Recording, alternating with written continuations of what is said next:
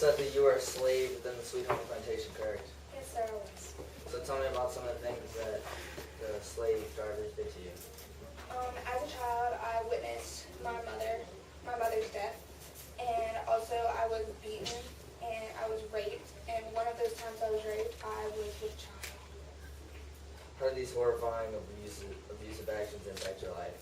I felt like I needed to be very protective over my children because I did not want them to go through the same horrors that I went through during slavery. What was going through your mind when you saw the black high top shoes coming down the road? My heart started beating very fast, and all I could think of was saving my children. In what ways did you decide to save your children? I felt like if a school teacher couldn't get to them, then they wouldn't be taken back to the plantation.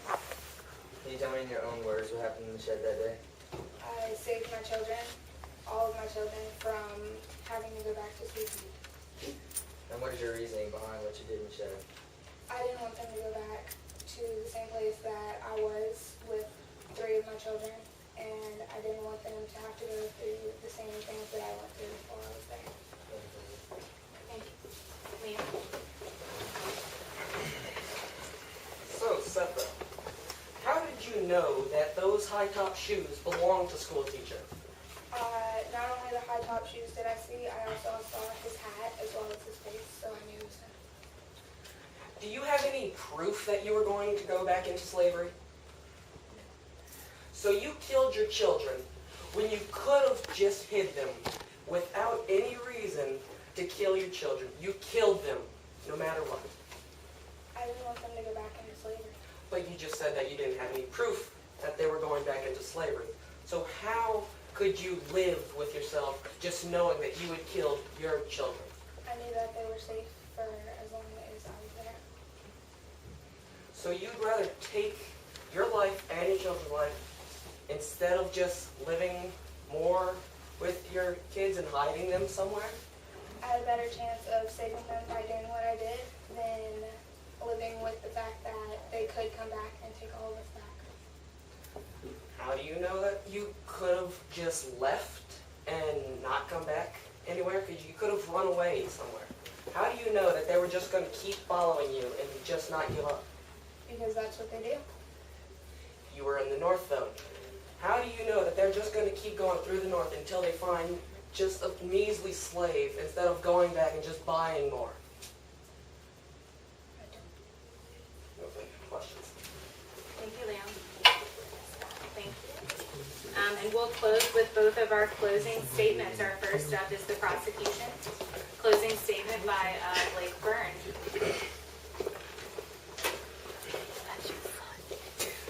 Good afternoon. As you heard, my name is Blake Byrne, and as the closing statement lawyer, I hope you all understand the belief that I believe that this whole case didn't even need to happen, because there's not any rock-solid evidence that states that Seth should be considered anything other than a killer. And we know this because all of these reliable witnesses have come up, and we've learned that she did attempt to kill all 4 of her children and succeeded in killing one of them. And not only did she just kill her child, like she didn't even do it in a peaceful manner. She took a rusty handsaw and slit the throat of her oldest daughter. And their defense is that she did this action out of love. Well, personally, if I really loved my kids, I would have thought of something else besides taking their life. Like maybe I could have hit them or ran away instead of jumping straight to trying to kill them. But she decided that the best thing to do was to slit her daughter's throat and to take away a sibling of buglers who he never had the chance to meet and really understand and care for. Also, another horrible thing, if you ask Seth the other day, she still believes what she did was the right thing. There's no remorse at all. Personally, I feel horrible that Bugler and his brother in Denver had to go through such a traumatic event at such a young age. And if their excuse is that she kills out of love, then what would be her excuse when she tried to kill an innocent man named Mr. Bodwin, who provided her with a house after slavery? And so this indicates that she did not just kill because it was an act of love, that she just felt the need to. And I hope a new member of the jurors will make the right decision in putting Seth in jail and keeping us safer in this town. Thank you, Blake. All right, and our last closing statement from the defense, Mr. Ethan Dehart. Good afternoon, I'm Ethan Dehart, and I'm sure as of now the jury has reached a decision in their minds. But before you go off, I just want to let you know that, or remind you, that Seth was brutally beaten, raped, and my place on it. Brutally beaten and raped. She was not only a slave, but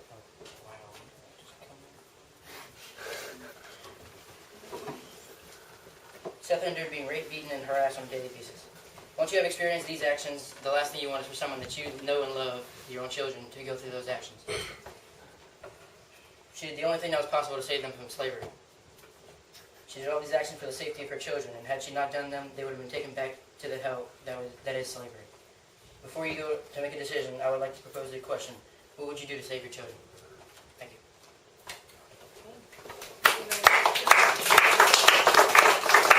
Please escort the jury to the conference room. The conference room. Jury, please come up with a verdict, and then when you're ready, you can report back. Here they come. Jury, down here.